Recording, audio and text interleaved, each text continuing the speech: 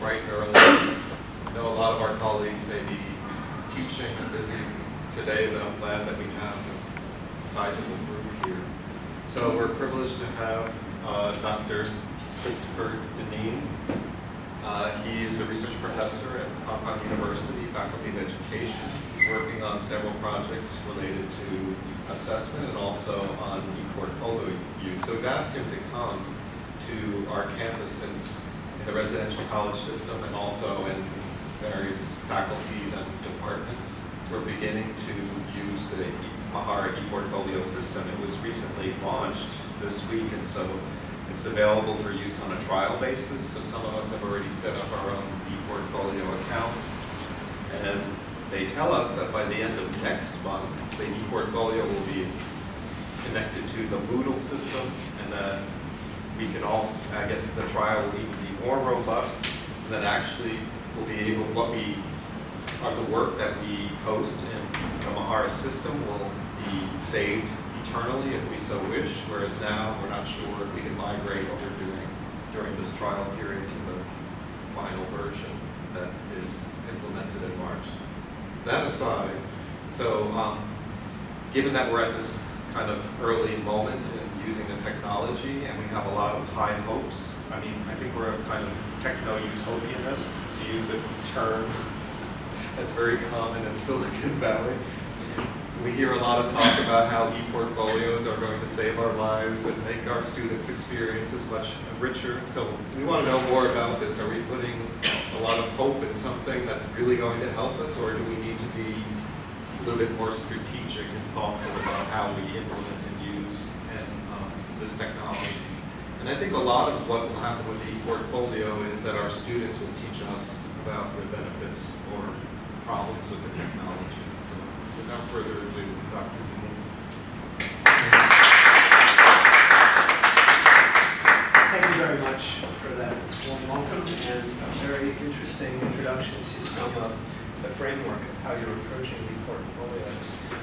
All too often, if I'm doing this and I'm sitting in a room or standing in front of a room full of people, they are technologists and exclusively technologists. And so when I begin to talk about curriculum, when I begin to talk about learning engagement, the eyes glaze, the shoulders slump, the technology comes out, but not to record, but rather to browse Facebook.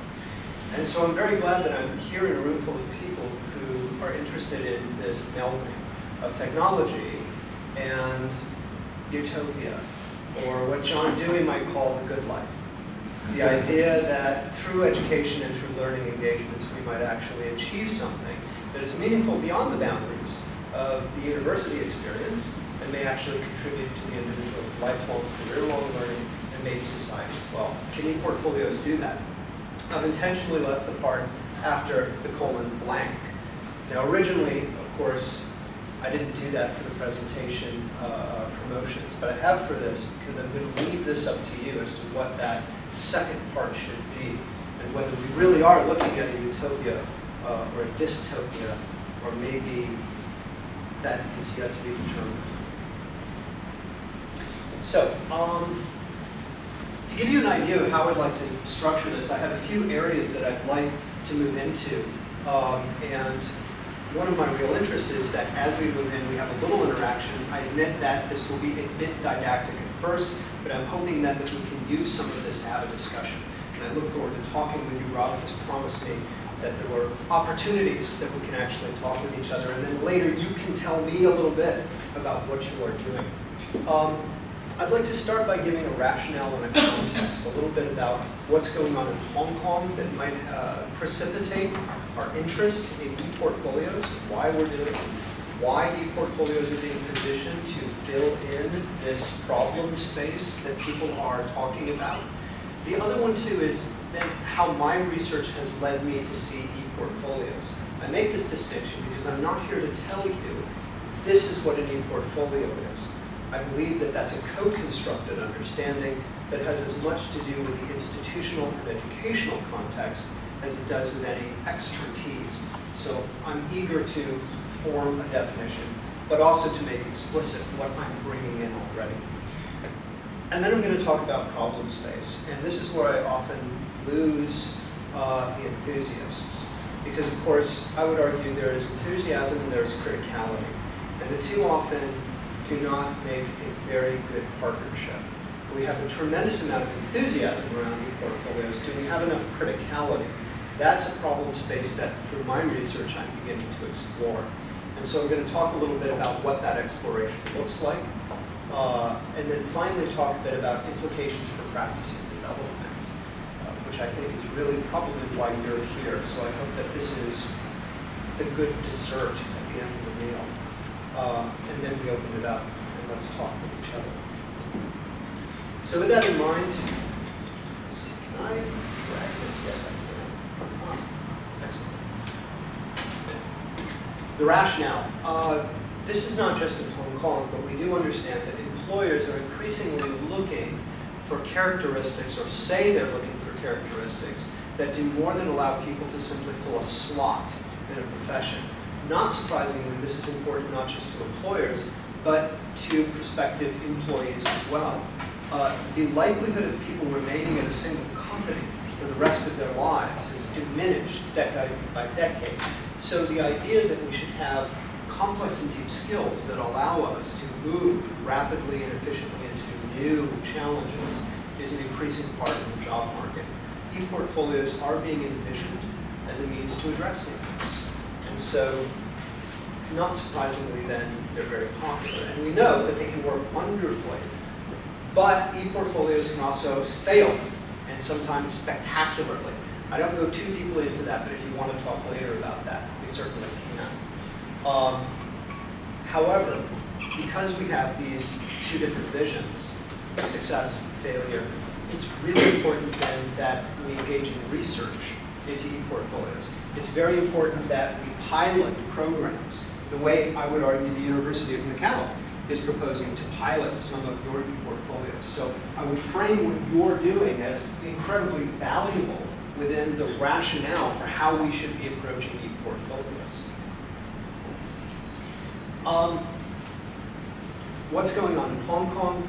Most of you know this much better than were I going to AERA, American Educational Research Association, where people will say, well, I really have no idea what the Hong Kong context is. You, of course, probably have a very good sense of it. So really, we know then that employers really are looking for elements of what might be considered some classic educational structures within liberal arts education, general education, and the competencies that are proposed as emerging from these. And these include things like capacity for self-regulation, the ability of the learner to move out into new learning experiences on their own. They don't have to have their hands held. Problem solving, critical, cultural competencies as well. The idea that we sit within contexts, when we learn, when we work, can you interact with those effectively? You may be brilliant, but can you play well with others? Universities then, not surprisingly, are charged with doing something about this. Lifelong and career-long learning outcomes, attributes, models in which you have these large-scale competencies played out, these are often now parts of mission statements, institutional roadmaps, and milestones. And these then translate into priorities within the curriculum, including interdisciplinary outcomes and reflection. And finally, too, I would suggest that they translate into not only learning engagement in curriculum, but assessment as well. So the idea that we have these structures that are meant to, on the one hand, promote learning, but then on the other also draw off from it and determine learning as well. And this then is the juxtaposition of the formative, the supportive, versus the summative, the determinative. E-portfolios are supposed to do all of these things. Do they? Part of the answer, I think, lies with, can e-portfolios smooth over all the rough edges in change management? And of course, I think we know the answer to that, don't we? No, of course not. There is no magic or golden bullet that can do this. These career-long learning outcomes and attributes, they're built into a lot of the institutional and even citywide planning in Hong Kong, but are we really changing How many of you are familiar with school-based assessment? SBA? No? Okay, so right there, the fact that I'm a short ferry ride away from Hong Kong and absolutely no one has any idea of the term I just used. SBA is supposed to be the great saving grace in primary and secondary education. The idea behind it being that rather than simply taking large-scale examination results to determine students' promotion and movement through the system, you use assessment that is embedded within the curriculum. And this then is drawn off to understand student competency. It is drawn off to understand teacher competency, school, district as well. And a lot of it centers around the idea of SBA being formative. It supports learning, it moves learning forward. But it's all being done within a system that, drawing from the old examination system and the British tradition, is traditionally not formative, it's summative. The idea that when you determine learning. Not surprisingly, SBA isn't doing all that well. And it's being used largely for summative purposes. I only draw this out as an example that any worthwhile system, if it's simply put into an older system that is not open to change, it's unlikely to actually create change itself. Within a higher education paradigm, we can begin to understand at a program level what these traditions may look like. And I would argue that this is a pretty simple, very simple model, but I think it speaks to something that many of us either understand in the abstract or more than likely we've been through ourselves. You start with the courses in a program, and we see here a little illustration of somebody that I would describe as compartmentalized. They have big blocks in their head, don't they? And they're being shoved in and taken out. And it's this idea that the courses are assembled like blocks. And you put them in like this, and you stack them on top of each other, and that largely constitutes a student's progress through a program. Compartmentalization suggests that there isn't a lot of relationship. And even today, at wonderful universities, I'm at a lovely university, I think it's great, people are dedicated to teaching and learning, but how often do they sit down over a cup of coffee and say, well, I'm doing this in my course, and I have first-year students. What are you doing with your second-year students that I could feed into and that maybe you could draw on and capitalize on? Those conversations are few and far between. Then you have your capstone. A lot of the programs, especially professional degree programs, have some kind of finalized work product, a big assessment that the students are meant to draw all of this compartmentalized information, synthesize it, and construct a coherent whole. Now, I would argue that's a very good idea. It's a step in the right direction. It's student-centered, and it asks them to decompartmentalize their experience. When do capstone projects usually happen? Senior year, right? Maybe you're developing it throughout senior year, maybe you're not. And of course, everyone in this room worked diligently on all of their assessment tasks. I know that. But not every student does, right? So maybe we have a few students who their capstone projects, well, they were done maybe 2 weeks before the capstones were due. I would argue too late. Maybe not too little, but certainly too late. Timing is a big issue. And we've known this for decades in assessment. From way back when Scriven in the 60s began talking to us about, well, how do we do good assessment that supports students? For Scriven, it was all about timing. The idea that if you don't start early and build capacity, then you've lost all your real opportunities. So the idea behind a capstone, I would argue, in a traditional program is a bit of a fallacy. If you see a capstone as really helping to enhance and develop big picture skills like self-regulation, metacognition, self-assessment. But what if we kind of reverse it? What if, instead of having a capstone senior year, we envision a capstone as beginning with the freshman? The idea that as you progress through a program, you progress through a capstone, ever adding to the capstone and ever relating between the capstone and the other coursework that you're doing in your program. So there's this relationship back and forth throughout your education. I would argue that by reversing the flow, we actually eliminate the compartmentalization. To my mind, this is a lot of what's being discussed as an ePortfolio project that starts at a freshman level. So one of the reasons why I was excited by some of what I've already heard about what you're proposing doing, I think you have the potential to reverse the flow, and in doing so, possibly achieve something far more meaningful for the students.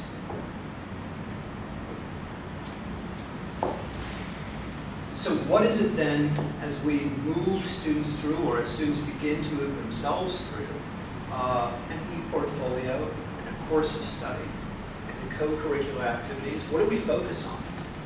I would argue that the global idea are profession-long and lifelong needs. So we don't have our students for the purpose of graduating.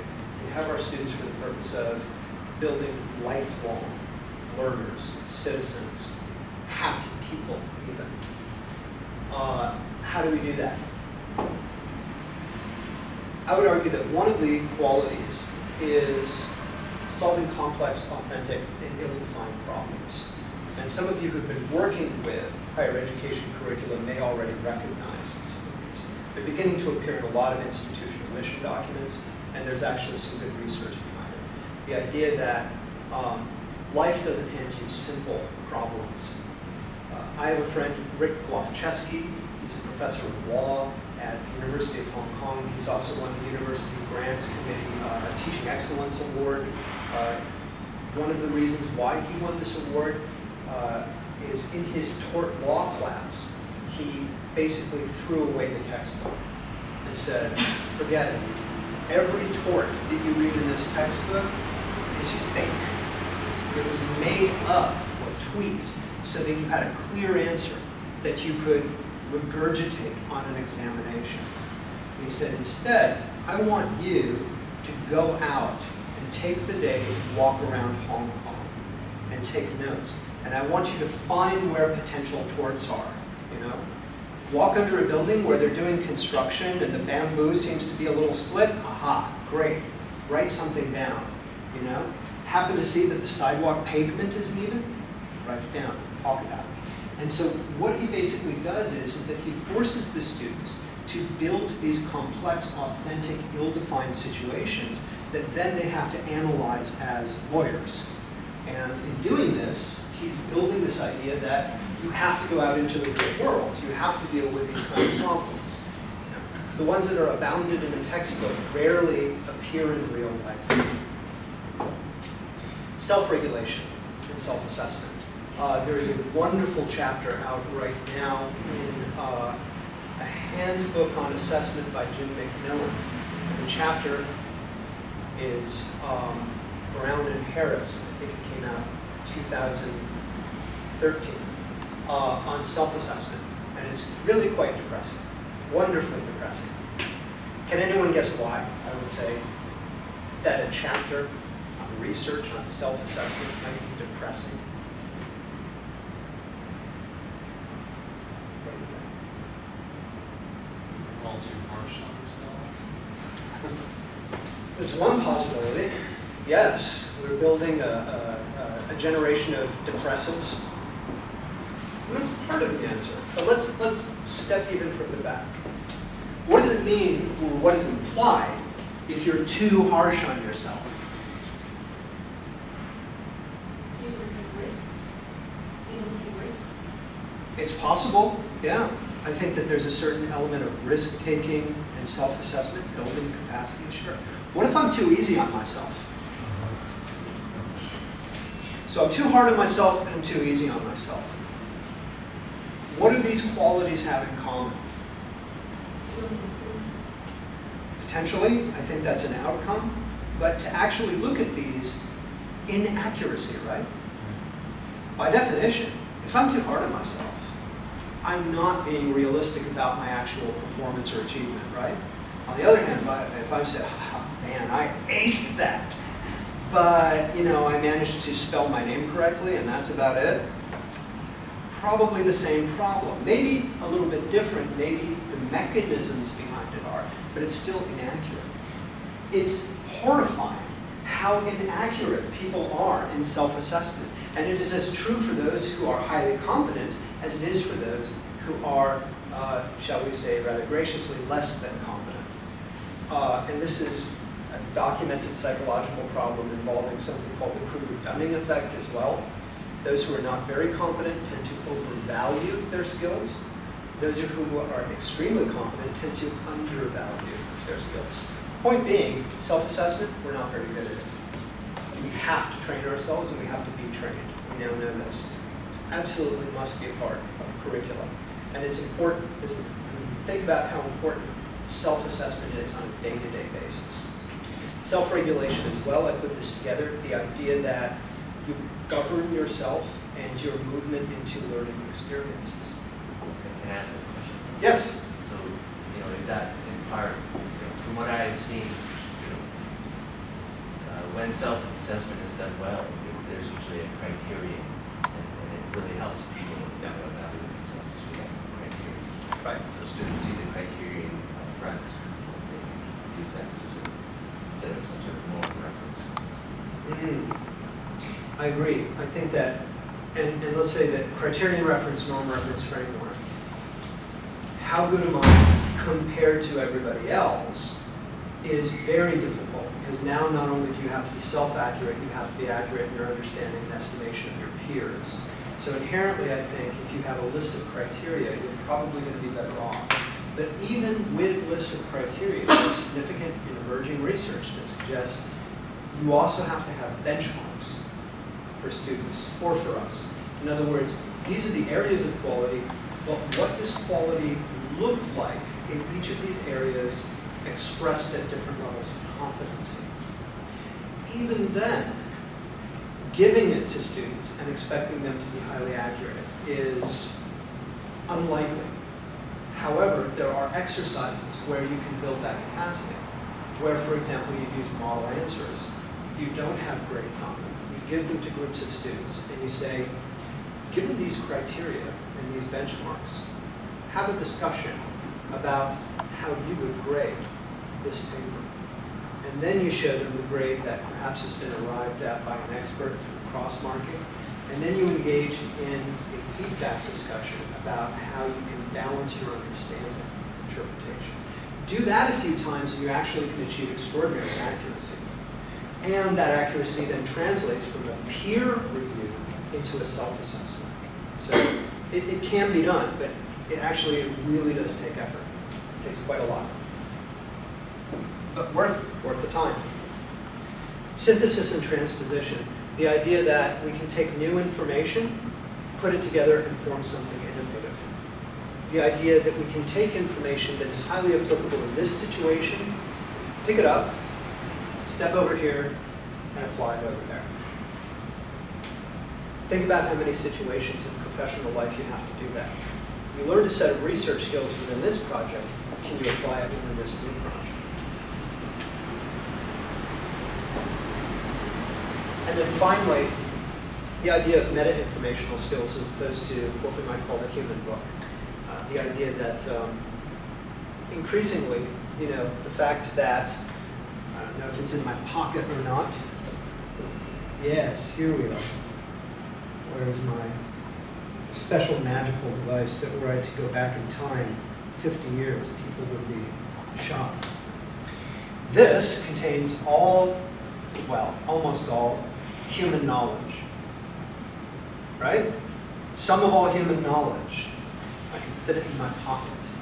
Mostly I use it to, look at pictures of cats and argue with people, as we all do. But the bottom line is I could be using this as the sum of all human knowledge. So there's really no point in building people up as human encyclopedias. You don't need to when you can fit something like this in your pocket. What you do need, as anyone who has browsed the internet can tell you, is you do need to have information skills. what is truthful, what is legitimate, what is illegitimate, what is demonstrably false. When I receive an email saying, be careful because Wednesday is gang initiation night and you have to be careful of these streets, is this a hoax or is this legitimate? Informational skills are important. I call them meta-informational because it means you step back from the information and you look at the whole picture. So these then are the attributes that I would suggest, based on a strong evidence and research-based understanding, are really very important for us to be building in the next generation and building into the next generation curricula. How I understand ePortfolios. First of all, I would suggest they're always a set of deliberately selected or positioned products. So there has to be something.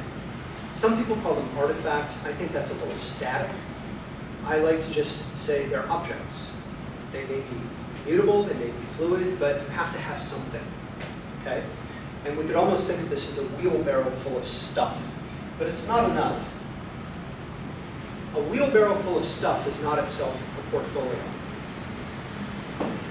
Beyond that, we need some process of selection and deliberation. Oftentimes this is represented as an actual written piece, or perhaps a performed piece, a videotaped piece, in which the student creates a story about why these products and why in this relationship to each other. And I would argue too that the E element is it leverages the digital medium in some way. So beyond the static portfolio that we might have seen several hundred years ago for an architecture student, we can now see all sorts of things thanks to the digital medium. So this is a definition that I have synthesized out of my own research as well as other research. They're deliberate, they're digitally mediated, and they're collections of work, but they have to demonstrate just more than that. There's got to be something that you can see visibly that involves reflection, self-regulation, and complex outcome achievement. And by the way, don't worry, this will be available. I will drop off a copy of this. So don't feel the need I'm to. taking photos for my ePortfolio. Excellent, please, by all means, by all means. I hope to appear in other people's ePortfolios. Yeah. Now this is a lot of text, and I apologize, and I will say right now that I believe in not violating the golden rule of death by PowerPoint, so my apologies for putting you in mortal harm. This is a lot of information. So instead I'm just going to pull out a couple of things. Sustainable competencies. These are the characteristics that I just went through with you that I think are quite important. What can we do in curriculum design to bring in and integrate those sustainable competencies? And you notice too, I'm not even necessarily first talking about portfolios. I start by talking about curriculum design. And I'll come back to that when we talk research. But then we look and we say, okay, so what then can digital portfolios do to help us move from competency through design to something that is student-owned? And I would argue then that you have kind of a list. And you can look at something like meta-informational skills. In curriculum design, you integrate big and long the idea that some of these competencies that I'm seeing emerge, I believe, let's see, there's a list of 5 of them now that you have, such as, for example, interpersonal communication, I believe is one of them. Okay, so that's thinking big. So thinking long then is freshman, sophomore, junior, senior. How do you build interpersonal communication? And then within an ePortfolio, how could you engage in a continuous and progressive engagement where students may draw on artifacts or objects and then talk about them?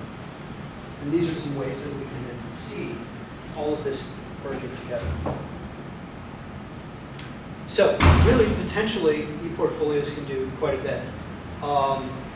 And I'll blaze through this because I think that we've already discussed that.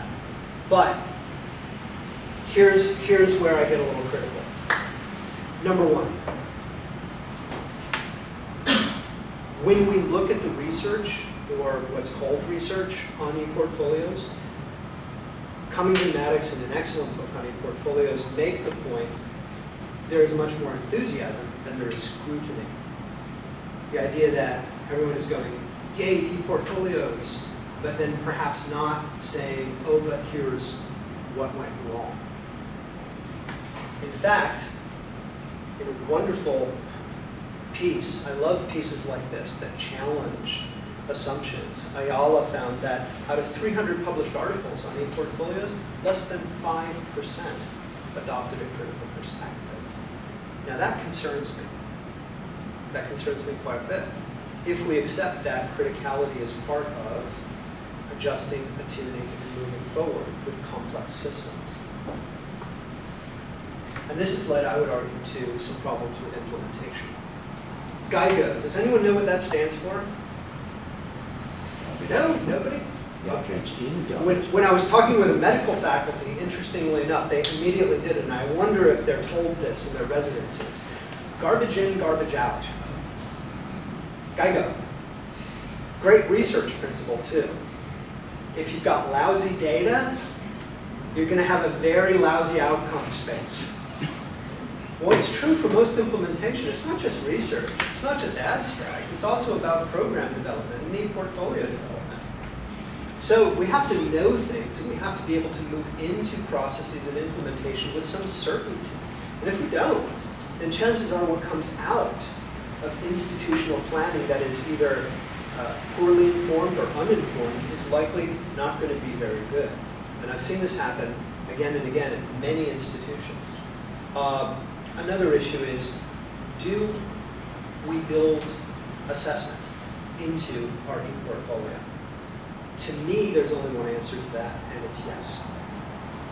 Because there's substantial research that if you want students to tell you what they value, let me rephrase that.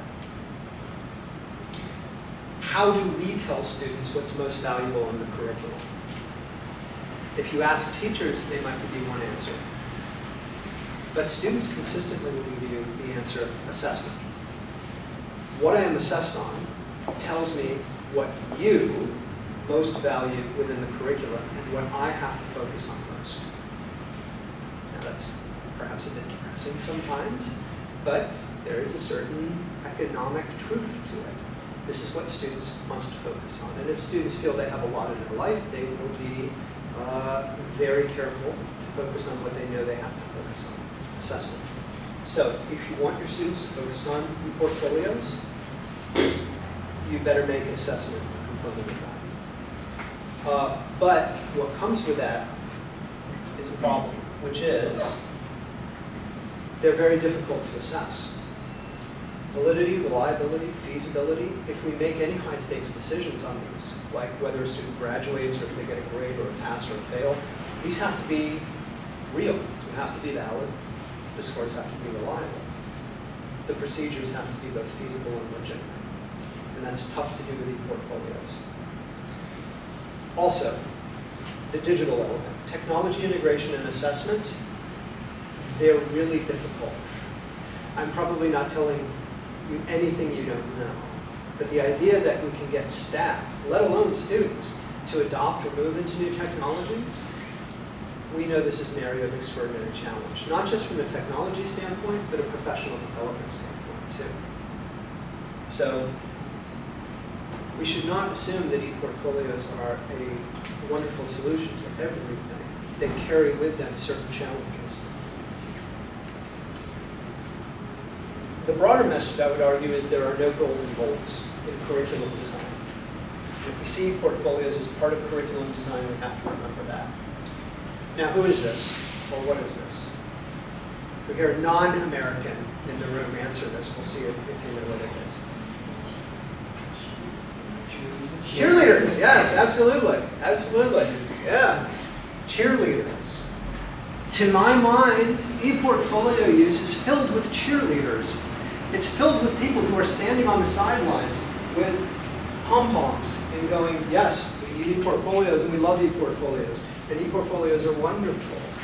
Unfortunately, I would argue that this is part of the reason why Ayala found that only 5% of the literature out there in her study adopted a critical perspective. cheerleaders, normally at sporting events, are not placed there to critically examine how the team is performing. You're not going to have a cheerleader go, oh, I don't think I'm going to cheer this time. That was really, no, I didn't like the way you did that. That's not a cheerleader. That's not a cheerleader's job. So are cheerleaders highly useful in ePortfolio implementation? Sure, we want people enthusiastic. It's absolutely necessary. But we cannot rob ourselves of criticality when we are enthusiastic. And I use this, and this goes over well with the medical people when I do. It's the idea, imagine for a moment, if you go to the doctor, you're sick, and the doctor says, aha, no problem, I have a medicine that will cure you. And being an informed consumer, you say, well, can you tell me a little about the medicine? And they say, well, people are very enthusiastic about this medicine, and admittedly, only 5% of the research has actually done any real research on the medicine, but it looks really good. And you notice that the pill is a lovely shade of blue. Would you take that medicine? No, I wouldn't either. And so the idea that we would have this within our curriculum where we know that we are helping to build the next generation of thinkers and doers, but yet we wouldn't even accept it in something as casual as a visit to the doctor, suggests to me that we really do need to be much more critical. So this is why then we need to step into the problem space with some research and with pilots.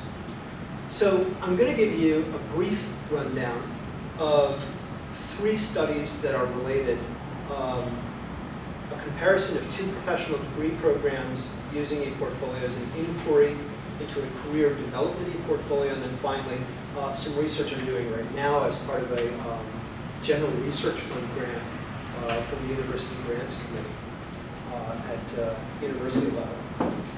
So I am going to, again, attempt to avoid death by PowerPoint here, which I'm going to do by simply pulling out a few points. Now, it was difficult for me to extract everything from the PowerPoint, so I apologize for a few of them will have a little wall of text. But I think that can be good for later use. You can download this later and look through it at greater depth. But now we're just going to pull a few things out. So first off, yeah. 2 universities, one American, one European. They both have professional degree programs. They happen to be teacher education in this case. Research was conducted with key stakeholders. There was an examination of the curriculum documents that related to the programs as well as the ePortfolios themselves. From this, we developed case studies. And we saw that there were 2 radically different cases that emerged. On the one hand, the European university had this thriving, robust, expansion-minded, successful digital portfolio program. And they were actually moving at it out of the one degree program across the entire university. The other one was a shrinking, troubled capstone project that was moving further and further away from its original goals and intentions. What made the difference? Why was one a success and one a failure? There's all sorts of environmental situations, but when you get past that, you do see some interesting contrasts. One, how was technology envisioned? The European university said, we want to build an understanding with our students. They sat down with their students and said, what technology do you value? What do you use? How are you willing to use it within an educational paradigm? From that, they co-constructed solutions for technology use. By contrast, the American university, they more didactically assigned technologies that they expected to see students use because they believed that those were very important, like Camtasia, Dreamweaver, and more recently a few others. Success, failure. My suggestion and takeaway is inductive technology planning pays off. Inductive in the sense that it's not so top-down and say, well, this is the rule that we know this is important technology. Instead, it is more, how can we work with our students to understand the technologies that they're willing to use? Timing. Come back to that issue that Scriven raised so many decades ago. At the American university, timing is managed by saying, well, we encourage them to keep up. We send them emails, we send them reminders, we tell them your portfolio is due at the end of your period. What happens? What do you think? Students are pragmatic. When do they begin it? The night before, yeah, or maybe a week before if they're extremely diligent. By contrast, the European university builds timing into the structure itself. In other words, there are specific periods where the student must demonstrate a visible engagement with the ePortfolio, point by point by point by point, and these build on each other. So if you go from point 1 to point 2 and you say, well, look at all these wonderful things, the person you're interacting with might very well say, yes, but how is that different than what you showed last time? So continuous progressive engagement as a time issue. And then finally, an end product, the idea that in the American university, this idea that it's not really an assessment, it's a wonderful term that they use, a victory lap. The idea of the classic showcase portfolio. Show us what is absolutely best. And it's pass-fail. In fact, my understanding is that it's built as, what's the exact term, hurdle requirement. In other words, if you do it, you've done it. By contrast, European university students really have to show certain discrete characteristics: metacognition, self-evaluation, self-regulation. These are built into the assessment process. Difficult, but they make it work. So the idea then is that you have to build this sustained engagement into the curriculum itself. Second one, thinking outside the academic box, the idea that we were looking at ownership and the idea of how students and if students can actually attain a sense of ownership of an ePortfolio. And what we found is, yes, they can, but these three qualities of the framework do seem to be highly important ones to students. Personal value, for example, students are already looking for usefulness beyond a specific course, for example. So the idea that you should simply have an ePortfolio as a course requirement doesn't seem to be highly useful. What students did report is that they were very interested in the idea, well, how does this portfolio help me as a professional? How will it help me get a job? How will it help me advance in my career? Not surprising. Feeling in control. This was an interesting interaction with the E or digital element. Students seem to indicate that certain characteristics of the interface and interaction with the technology had a very strong relationship to their feeling in control. So, and here are some of the characteristics. Can I customize it? How easy is the interface to use?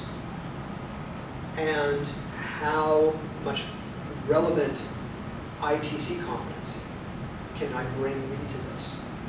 Versus how much do I have to learn? So I have a question. So if we're thinking in terms of residential college, ePortfolio, so if we think looking at the long view, so the student, we kind of provide a space where students can start to create an ePortfolio about the residential college experience. And there's somewhat of a framework, but we kind of give the students, put the students in the driver's seat and kind of see what happens. Then it starts maybe something freshman year, there's a lot of initial kinds of things. Some of them may be naive or things that they don't want to share with the rest of the world, but it's okay in the safe context of a few friends in the residential college. By junior, senior year, they could be tailored. They have all of these kind of things that they've collected in their ePortfolio, and then we can begin the synthesis process of creating something that's professional that can be shown to a prospective employer and to other people, of course, on campus.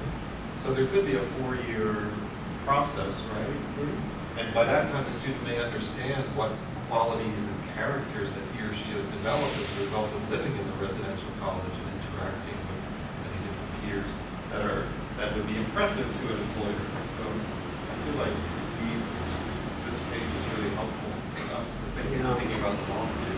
When I was reviewing this, I immediately thought of your vision of an ePortfolio.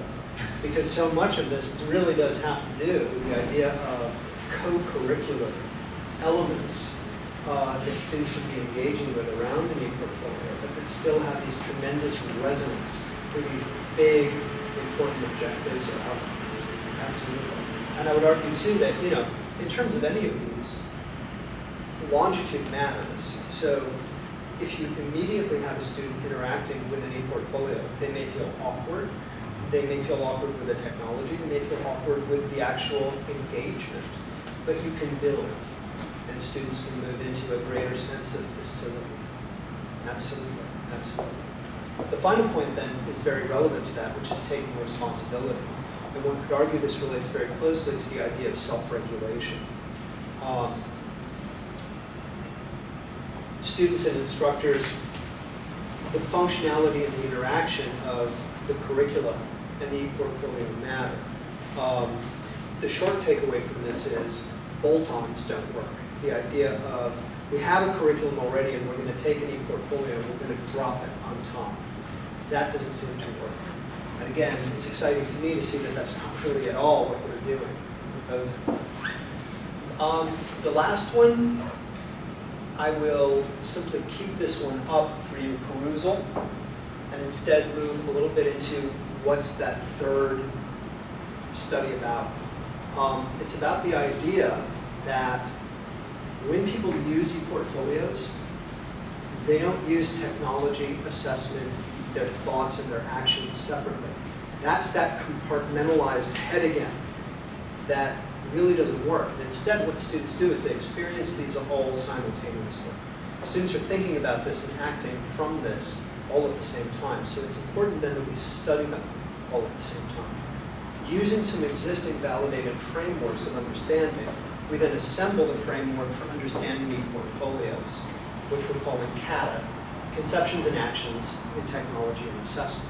And we hope to expand this beyond just ePortfolios to talk more broadly about the use of technology in higher education learning.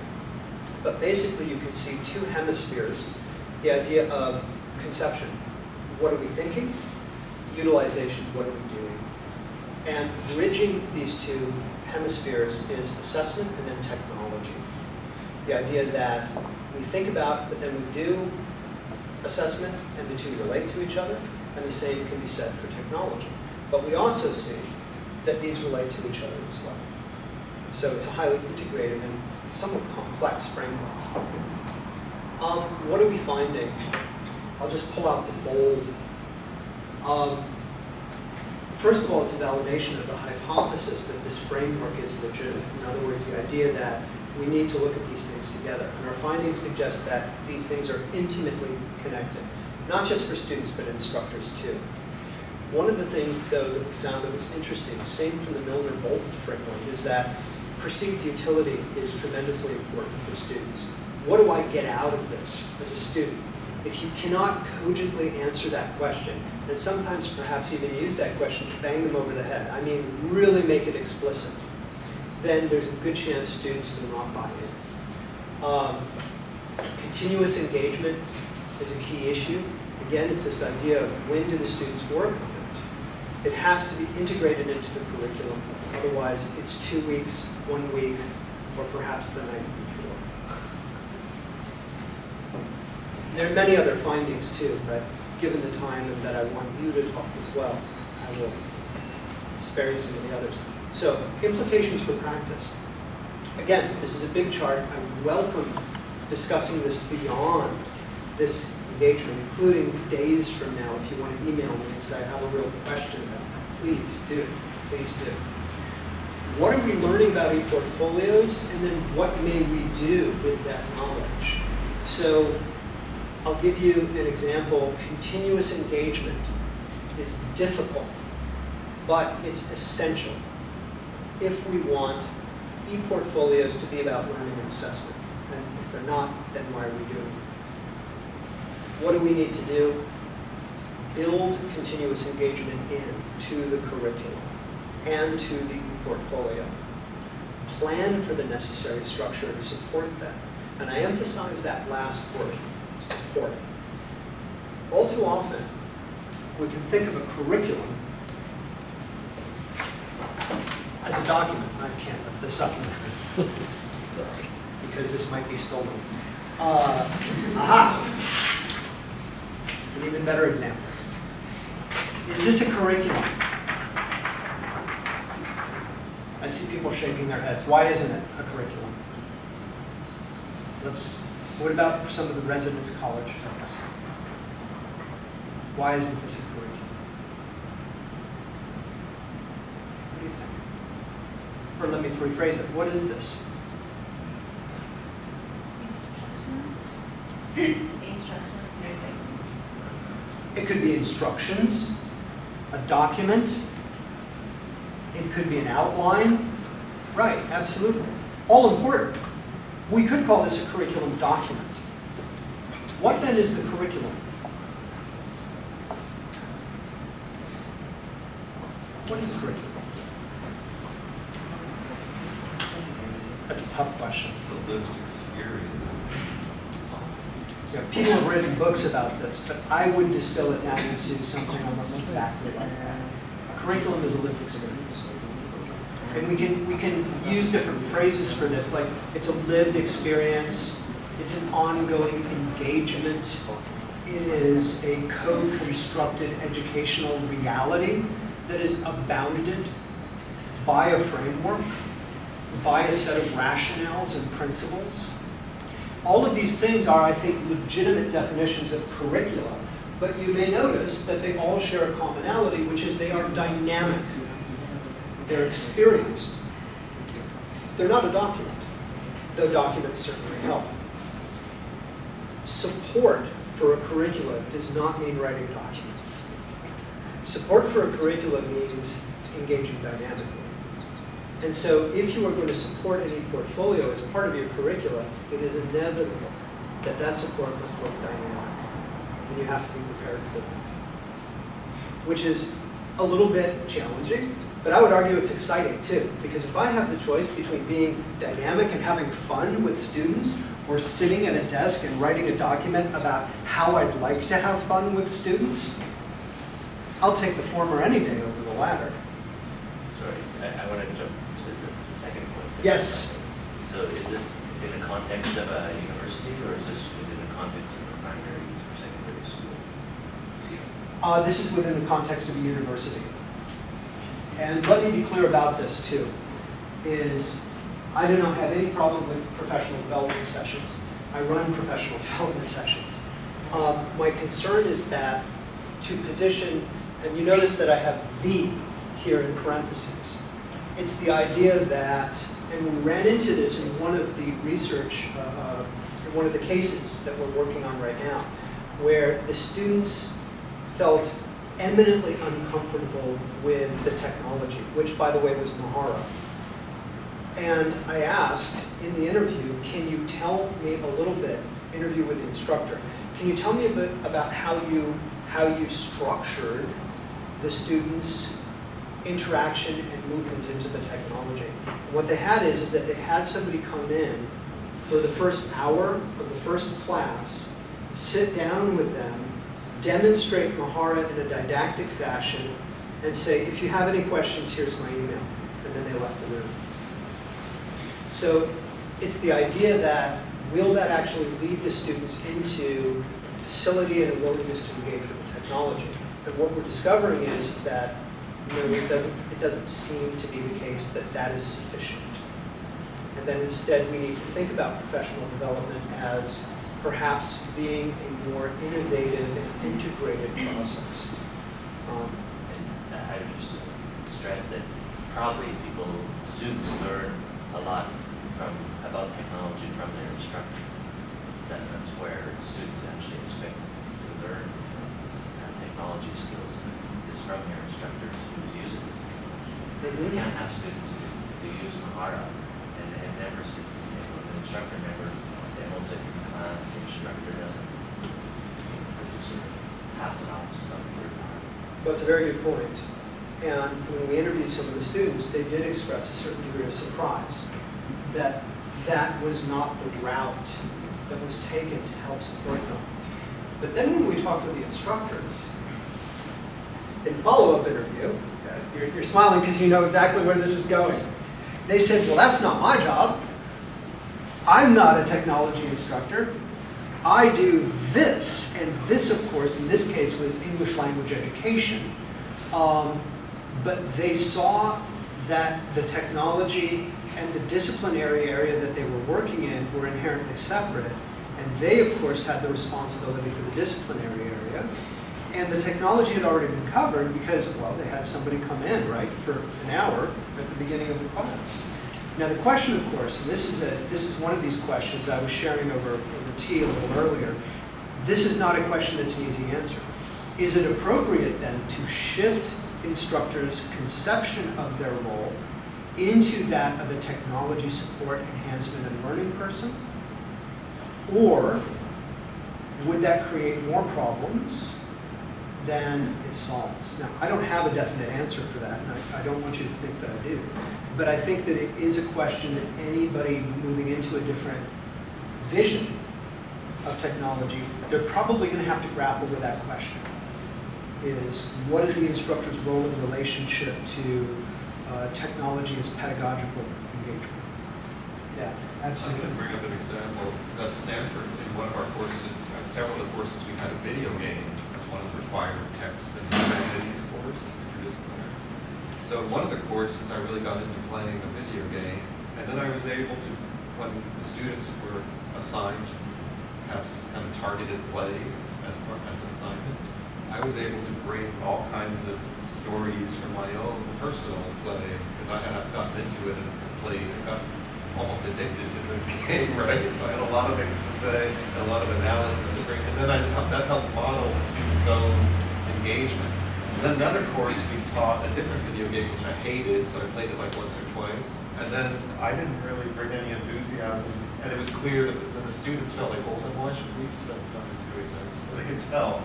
Yeah. So I think the same will be true with the eportfolio if we don't, in some way, have a deep connection to the medium and our own personal stories to share about how we documented our personal development or whatever through the eportfolio. Even if it is, we're at a different level of development than our students, but they'll see that and they'll understand that they're being assigned something that isn't important. Right? Yep.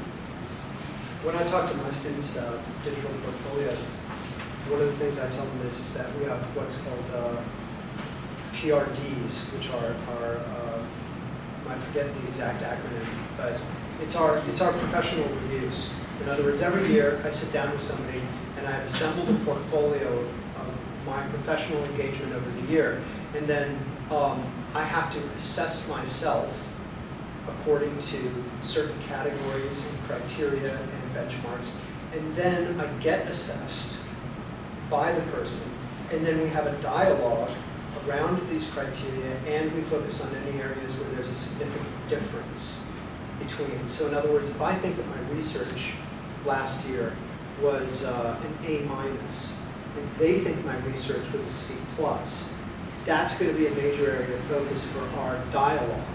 And so I tell my students, this is important. This is important to me.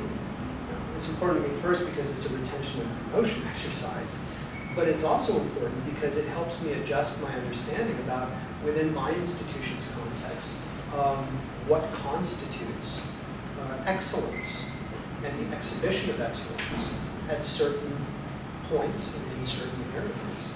And when I begin to make that narrative about my personal engagement, it's interesting that students do seem to buy in a little bit more. They still don't need to see the benefit to them. Never think that benefit to you is the same thing as benefit to them. So I just offer a few questions, and these don't have to move us forward into a discussion, but they certainly can. Entirely up to you.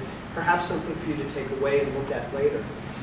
We know students engage when something matters, when something counts. How do we make eportfolios count? Continuous engagement, we know that this is important. How do we support it? But then also, how do we assure it? And here's that formative and summative element.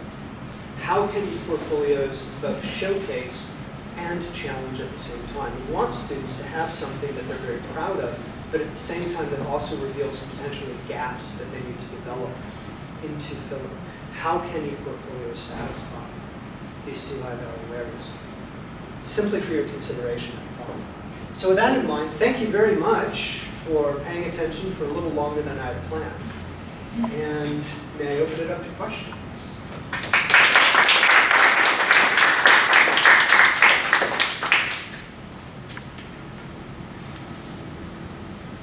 Briefly introduce yourself before your question.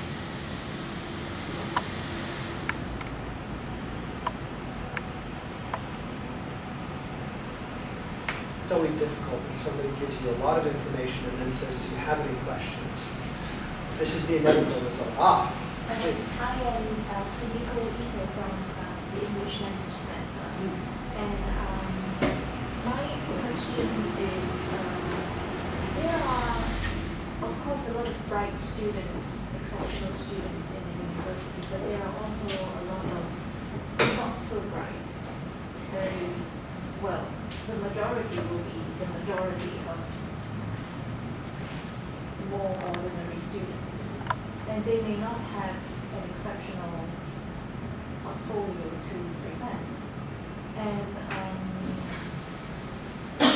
what do you have as advice for these students who are not 4.0 GPAs? Right. You know, if they are, because this is going, if this is going to be a showcase, if this is going to be shown publicly, then it is not. Maybe some people will feel uncomfortable that they are not as good as other people. And in this Asian context, if that would be Yeah. or well, I just don't know because. I think first of all, you ended on an important note, which is what David Carlis calls Confucian heritage cultures and the relationship to assessment and display of certain results. Of course, in any culture, if we're uncomfortable with something that we've created, we're hesitant, aren't we, to have others view it, but it is especially true in Confucian heritage cultures. But the first thing is, I would question the relationship between a student's GPA and their portfolio. One of the reasons I would do that is because if we see portfolios as something that moves forward with a student, and there are points where they have the opportunity to receive feedback or engage in a dialogue around feedback, then the opportunity for continuously enhancing those e-portfolios exists. So part of it is, well, when are they being asked to display it, and to whom? At the end of the first year, if they're being asked to showcase their portfolios to everyone in the University of Macau and everyone outside, that could carry with it some of the exact situations that you described. 1 year is not a lot of time for students really to build that portfolio to a position of confidence. If by their senior year they're being asked to do that, after 4 years of engagement and points in the curriculum where they have met with someone like you and where they can have this dialogue and make adjustments, there may be very little resemblance between a fair to middling GPA and what they take pride in. And of course, too, the other thing is, how do they describe it? It's not just about the pieces of the portfolio that look in relationship to their peers. We're not taking an exam result and saying, I got 100 on this, and that's part of my portfolio. It could be, but really it's more about, how do I discuss this? And if you can deeply and cogently talk about your work, then maybe the work doesn't have to be all 100%. Of course, that means too then that you have to have that continuous engagement. I think the question also implies a kind of perfectionism, right? I think there are a lot of students, all different abilities, who are proud of their achievements, whether they're not A+ achievements in some imaginary rubric or not. And in fact, we found when teaching some courses, when we had a project fair at the end instead, because often the courses I taught were essay-based. Everyone understood, they write the 5 to 7 page essay, need this element, that element. And some students are like, I'm just not a good writer and I never will be. That's a fair self-assessment, okay, I think they probably could improve, but if they feel that way. But when we allow different types of projects, then students could find different talents in themselves and draw those out. Now it was a matter of were they willing to identify the talent and spend the time to put it into the project. Right? So the ePortfolio to me, although I guess all of us don't have enough experience teaching students with the ePortfolio, perhaps it's more like a project than like 5 pages, I'm not sure. And I'm sure that the students, if they could choose their own items to put into the portfolio, then of course they would put something that is more comfortable with that. Right. But because this is a university campaign, so would the university have some rules or regulations about what they should have on their portfolios? I'm just wondering, Yeah. I don't know if there would be some items that the university would like to. I think the vice rector doesn't know yet, but there is some talk about how all students will have an ePortfolio. But this is coming the top down instead of the bottom up. We're more interested in the bottom up. Let me build on that too and suggest, if you think about agency and ownership as two critical issues in really almost any kind of work a student does, but especially in the portfolio, who owns the portfolio? If the answer is the student, then you probably also want to assign the greatest degree of ownership and deliberation and selection to the student. If the university begins to say, well, the student really has to have this, and they really have to have this, and they really have to have this, there may be some very good arguments for that, but you must recognize that you are taking away agency and ownership from the students. And, you know, there's a lot of agency and ownership models. A lot of it comes from Agen's theory of planned behavior, and the idea of how do we interact with systems so that we can predict what we do in the future. The more you pull out agency and ownership, the less likely a person is to continue to engage with this on the run, or to see value in it that relates directly to that. And instead, what people see is, I'm doing this because it's a requirement.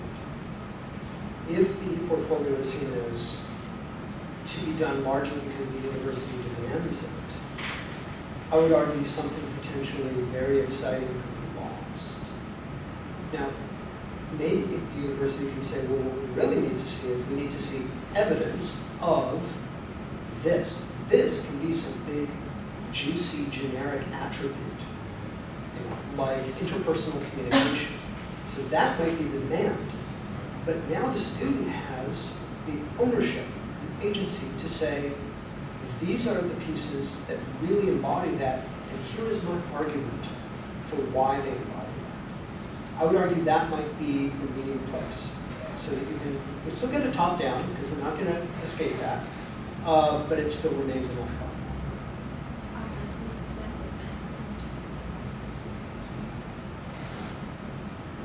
Any case study about the application of the portfolio students courses? Yeah, the last study, the GRF, is based in the University of Hong Kong. So it's courses and programs that are using ePortfolios at the university. The university has not adopted at all a top-down approach to ePortfolio use. It is strictly inductive. It is strictly, at this point, people are saying, I'm trying this, I'm experimenting with this. And so a lot of what we're trying to do is not only speak to the research, but also inform the university about, well, what are some lessons learned? And what we are determining is that success varies wildly, but it does seem to hinge on some of the issues that I brought out here, like, do you build sustained engagement into the curriculum, or do you just assume it? How do you deal with the technology and the students and the instructors' use and facilitating that use? And then also, how do you see it as assessment? Do you see it as assessment?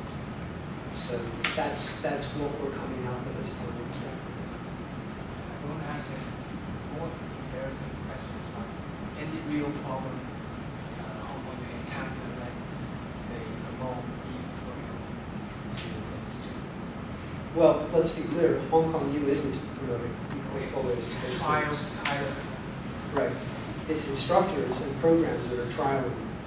And problems? Oh yeah, sure. Like, for example, the thing that I described about the course where it had 1 hour of professional technology development.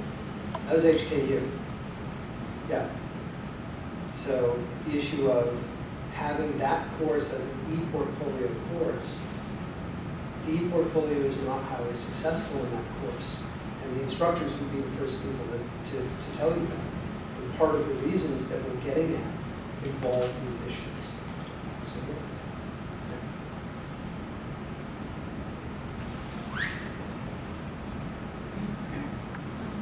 Perhaps related to the top-down and bottom-up issue, because in our current residential college context, participation in any of the programs is voluntary. And how could we encourage or support our students to be involved in the programs that we want to try or help them use the ePortfolios to document their learning? And how, or would you imagine any results that might be very different if we study our pilot programs of ePortfolios that may not be relevant or not very suitable for us when we really design the program as compulsory? Yeah. So you mean the ePortfolio is compulsory, but many of the courses that you envision contributing to the Now it's ePortfolio are not? voluntary. Right. Well, yeah, you're going to get variation, certainly. But for me, the variation might occur when objects or artifacts. In other words, there's a great term called a holding tank. And a holding tank could be seen as a digital space in which the student's work exists. So for example, on a cloud, you could have students' videos, you could have audios, you could have written work, you could have all of these pieces of work, right? And we call these objects. And these come from different courses or they come from different activities. But the ePortfolio is the student going into their holding tank, pulling out these objects, arranging them together, and then building a story around that arrangement and around what these objects mean. So, objects might be quite different.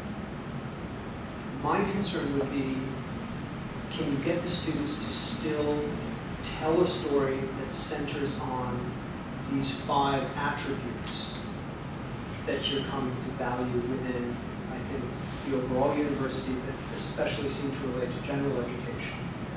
So in interpersonal communication, can you get everybody who's doing an ePortfolio system to talk about interpersonal communication and to choose objects that seem to somehow tell a story about interpersonal communication? If you can do that, then it really doesn't matter that the objects are coming from over here versus over here. So I wouldn't say that's necessarily a problem. So logistically, so the students can create multiple pages, but then they can tailor them to create a coherent ePortfolio, but keep all of that in the background. Right? It's almost like a holding tank within the hardware. Yes. I guess I'm just asking a technical question. Yeah, like where do the actual objects go? Yeah, I mean, there's different ways of doing it, and of course, one of them is relatively simple, which is either embedding or hypertext link. So as long as there's a space whereby clicking a hypertext link, the viewer can go immediately to whatever it is, it's right there. And on the other hand, there may be some objects that by their very nature, you want to embed them. So for example, a piece of art. that a student does. Maybe rather than having a hypertext link, you actually on a page want to see the art that the student has done, and then perhaps a little narrative underneath it. So yeah, I mean, there's all sorts of ways of doing it. Sorry to interrupt, but is there one, you said Mahara was a bit complex. Is there another system that you would, think would be easier for students to use? We're seeing a lot of enthusiastic use of WordPress, and students seem to embrace it. And our research into courses that are using WordPress versus courses that are using Mahara do show a distinct difference in, we're using technology acceptance modeling to understand how students think about and interact with technology. And when we ask on our survey our technology acceptance model items, we're finding a marked difference between Mahara versus WordPress. Students like it. They like it because it is a shallow initial learning curve. You can get up and running on WordPress very rapidly. Has any of you have done some blogging with it? No? But if you want to become a power user, you can. The areas where we are noting some issues involving WordPress are Mahara is a little easier to define it as a private space. And so for anything that involves confidentiality, and under data protection, this isn't just about what students are sensitive about showing, it's legitimate privacy issues. So people who are using WordPress are trying to work on solutions that speak to privacy issues as well.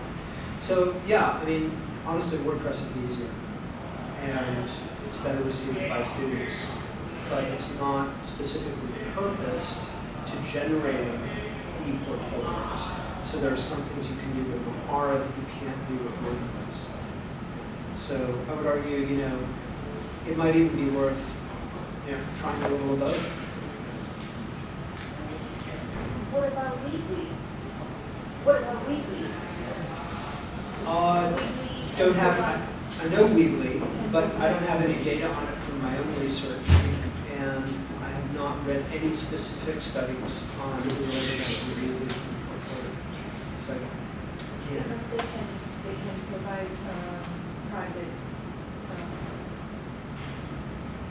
addresses. Okay. So that would, because WordPress couldn't. Weekly could. I've never gotten a straight answer on the WordPress privacy thing. There's some complexity to it, and we're looking into it right now from a technical end. Whereas, our study is more about the curriculum engagement end, but it's worthwhile to look at the privacy issue as well. But Weebly might be an interest. I'd be interested in looking at this. Right now, yeah, we're looking at weekly and WordPress or just for fun, just for